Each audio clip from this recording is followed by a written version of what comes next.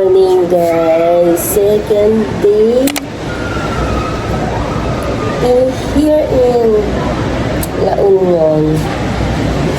Time check, it's already 9 o'clock in the morning. And ito ang ating view na may kita.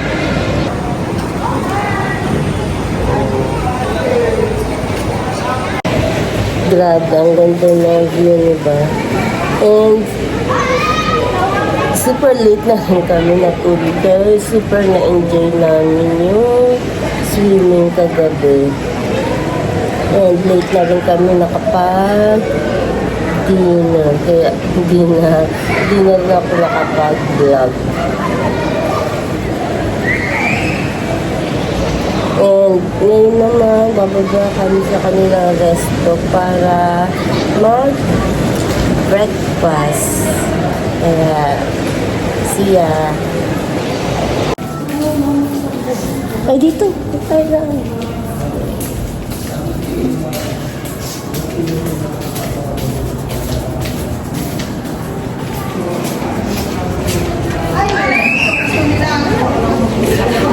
Bakit?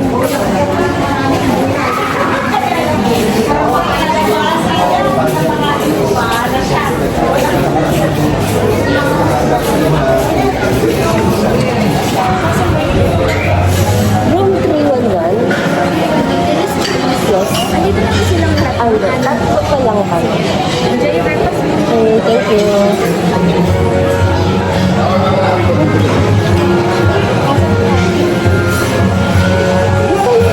Gusto mo sa labas tayo?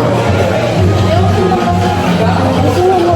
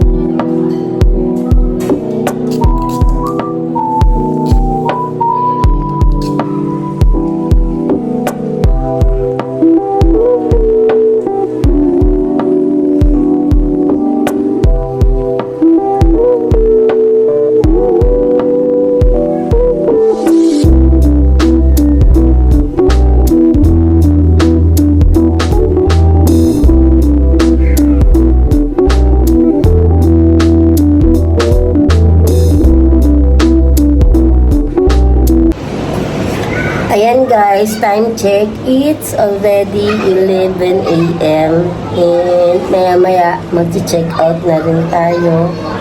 Ayun, sinulit ko lang yung pool nitong yung amenities. Yung mga kids ayun, tulog pa. And yun. Ang ganda dito guys sa hotel na to. super sulit at nakakabitin. Nakakabitin yung pag-stay namin dito. And for sure, babalik kami dito sa Awesome Hotel. Diba? Diba, nakita nyo naman ang ganda ng amenities, ang ganda ng place, yung dagat, yung pool, yung food lang medyo saks lang naman, lalo na yung kanilang breakfast buffet, hindi ganun kadami yung option ng mga pagkain, pero at least meron silang in fairness, meron silang hot choco. Ayun, yun ang doon, nakakatuwa. Unti man yung option ng pagkain, basta may hot choco, okay na sa akin. Okay na sa akin yun. And may itong Awesome Hotel, guys, medyo pricey siya, pero worth it naman yung price niya. Pagdating sa amenities, sa service ng mga empleyado, sa nature vibe, beach vibe, super sulit na yung presyo na.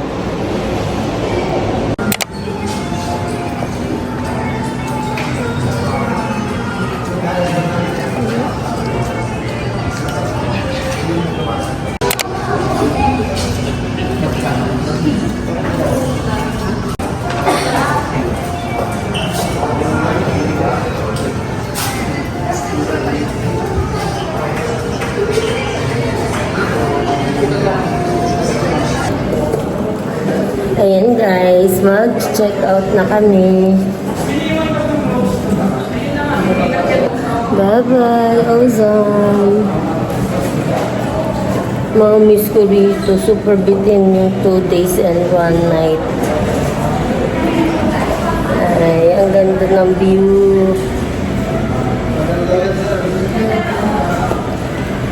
Nga pala guys, meron din pala ditong ATM machine. If ever na maubusan kayo ng cash. Ayan.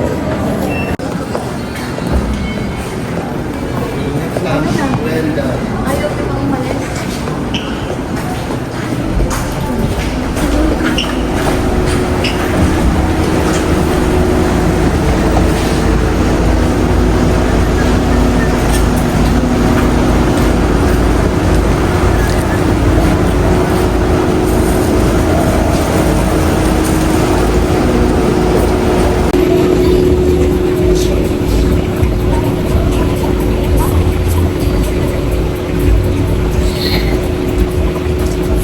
Until next time, Awesome Hotel.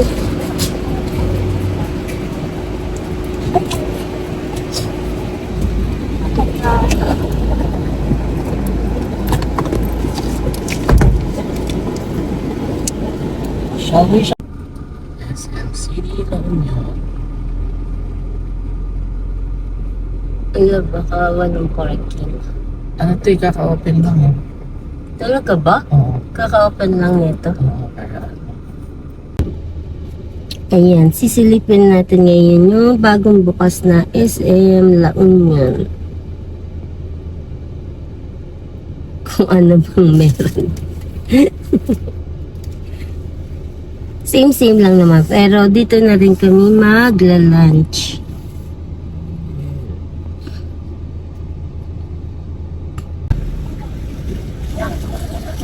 Boss! Saan yung parking? Ito, anak na lang po tayo ng diretso na lang po tayo. Eto, dito lang. Diretso na lang po. Pero pwede rin mag-park sa mga ganyan-ganyan? Pwede sir, kung may available parking po tayo sa may gilid-gilid, like dito po, kung may available parking po tayo dyan, pwede natin isipin. Pero dito meron pa sa ilalim? Tingnan natin sir. Di ko lang sure kasi medyo marami-rami sasakyan na kasi yung Punuan. So, maraming tao ngayon dito sa SM La Union. Baba na kayo? Baba na kayo? Baba na kami? Oo, baba na kayo. So, pupunta pa kami ulit doon kasi doon kami pumasok. Hindi mo nabasa yung instruction. Wala kang signal sa loob. Mahina rin. Ano lang.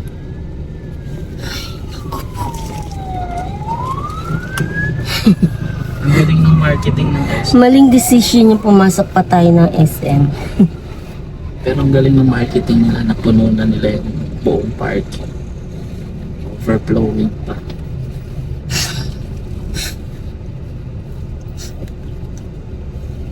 Ang dami tao kasi no 17 lang pala nag-open tong SM La Union. Ah, akala ko today yung opening. Hindi. Grabe punuan yung mga resto.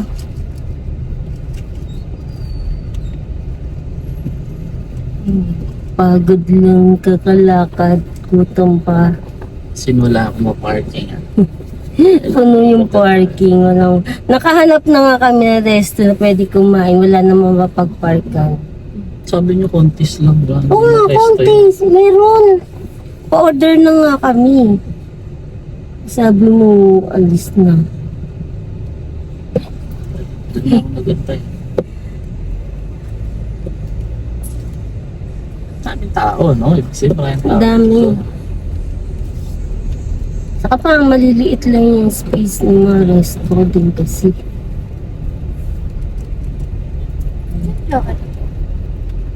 Sa pangketa. Hanap na lang uli ng ano, pwedeng makainan. Kaya sa Manila. Ay, grabe siya, uy. Manila. Time check, mag-alas 2 na. Di pa tayo, ayun. Di pa tayo nagla-lunch. Di ba? Ikot lang tayo. Ayan guys, nandito tayo sa NLEX. Kaya pala nag-outing ako kasi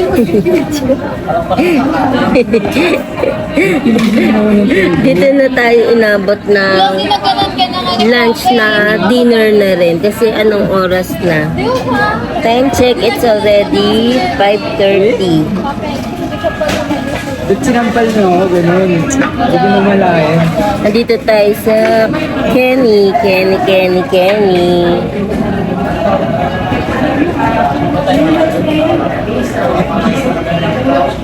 Wala ginagaw. Ito kaya? Ano, sumagot ka pa nga tayo kay papa mo kung magdidingay ka, sumagot ka. Oo nga. Tapos paano Hindi ako yun. Ano hindi ikaw? Yes, sino yun? Wala talaga. Hindi ko alam. Sino yung sumagot? Multo? Ba? Share kayo natin. Kung ako yun, nasagot ako ng gusto ko mag-lunch. Sumagot ka nga. Eh.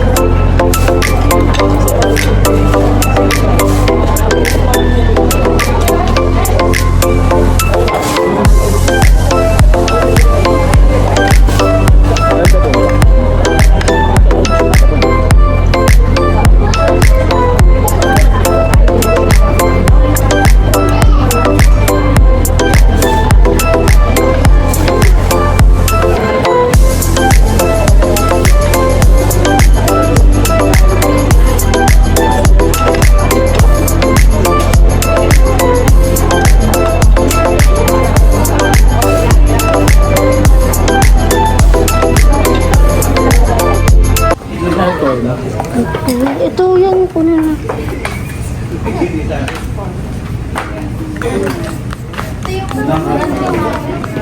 May bags din pala US po.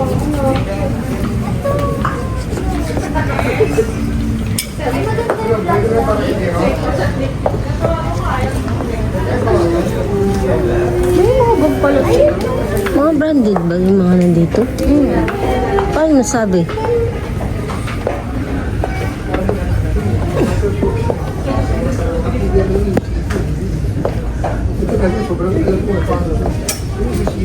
Ito mga sapatos.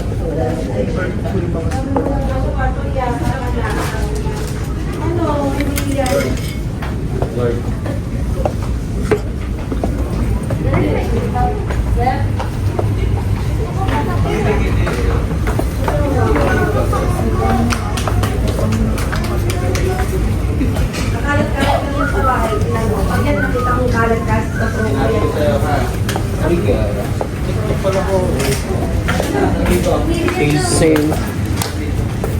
1,700. 3,000 yung bili ko sa iyo. Ito, 1,700. 3,000 ako ba yun?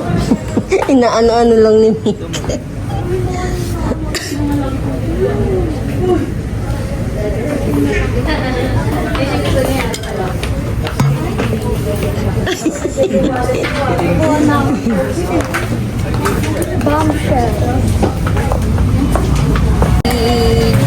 Gagi!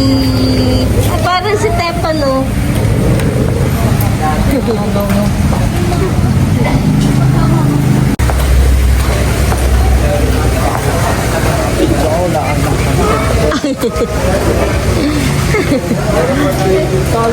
Ito, sa Rason. Ayan guys.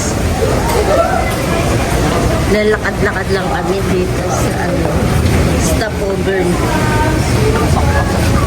Dito kami ngayon sa NLEX. Dito kami nag-dinner. Big sale.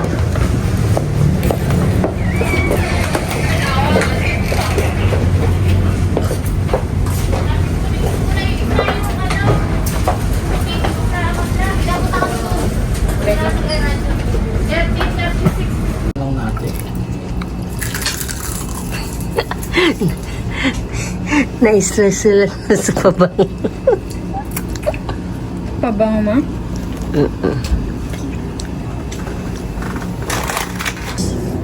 Hindi, yung inoki. Okay. Lagay mo na tayo. Ay, lagay ko na. Kaso ano yung babalot sa inoki? Ilalagay lang dito sa noodles. Wala na, ubos na. Anong noodles ubos? Bili lang natin yan, ma'am. Grabe? Bakit meron dito na? Meron ba? Bumili kami ng dalawa pa. Para bahay. Ano ibig sabihin ng boljak? Ha? Bulda? Boljak? Boljak? Bulda? Boljak? Boljak? Ay, dito na pala na-review na. Akala ko yun dyan. Tinanong ko rin mo. Ay, breakfast yun eh. Ayan guys, mag-aano tayo ng review natin dun sa hotel na pinuntahan natin. Tatanungin natin sila. Unang bibigay nating review is about sa food dun sa hotel. Sa ano na lang? Ha? Sa review na lang? Kanya-kanyang sasabihin na kung anong gusto nila. Overall, Ay naku, talaga may sariling Review. Value for money. Approve. Oh, Service. mauna ka na. Approve. Food. Ano bang rating? 8%. 80%. Ano ba yun? 8 over 10. 8 over 10. Yan. Place. 10 over 10. Ganda. Yun lang. Yung mga amenities. Kung sama na sa place yun, 10 over 10. Ikaw, Mick, final review mo doon sa Awesome Hotel.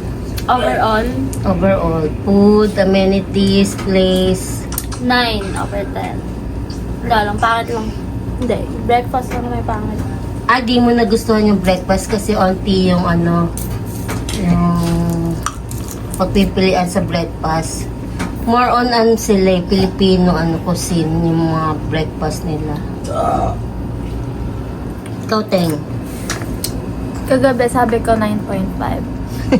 Pero, Ngayon siya, 9. bakit? Hindi, 8.5. Minus 10. Laki naman ang minines mo kasi. Grabe expectation ko sa breakfast buffet. So hindi na-meet yung expectation sa breakfast buffet. Sa bagay, kasi sa... Wala nakaan.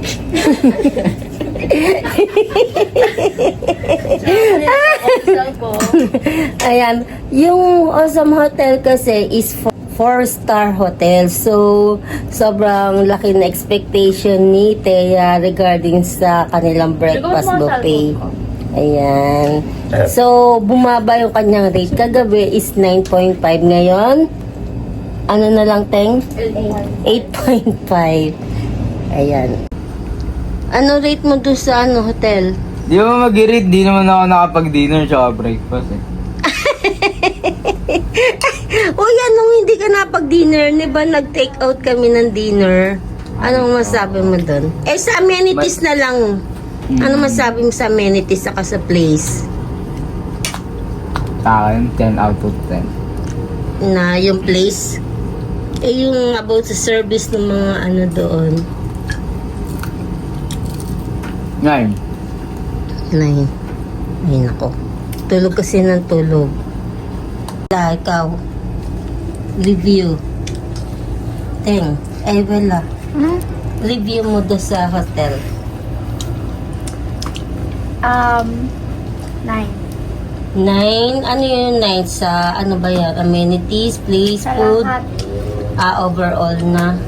Ano yung pinaka nagustuhan mo? Sa Caltex. Yung place. Yung place. Ganda naman kasi ng place. Yung Caltex, rate. Ayan, ako naman i-rate ko siya ng 9.5. Overall 9 sa food, service, amenities, and sa place. Yung place talaga naman superb. Ang ganda niya. Talagang nabitin ako. Nakakabitin yung 2 days and 1 night. Baka naman. ang ganda ng place. Yun nga lang, medyo ano lang yun sa food nga. Medyo pricey yung mga food niya, guys. Dun sa sa restaurant na. Saka yung breakfast niya, onti lang talaga yung yung variation na mapagpipilian. Pero sabi ko nga, okay na rin sa akin kasi merong hot choco, kaya okay na rin sa akin yung breakfast buffet. Sulit na rin. Ayun lang. Yun lang yung review namin. Kaya kung gusto nyo rin i-try, check nyo na lang sa kanilang website yung Awesome Hotel.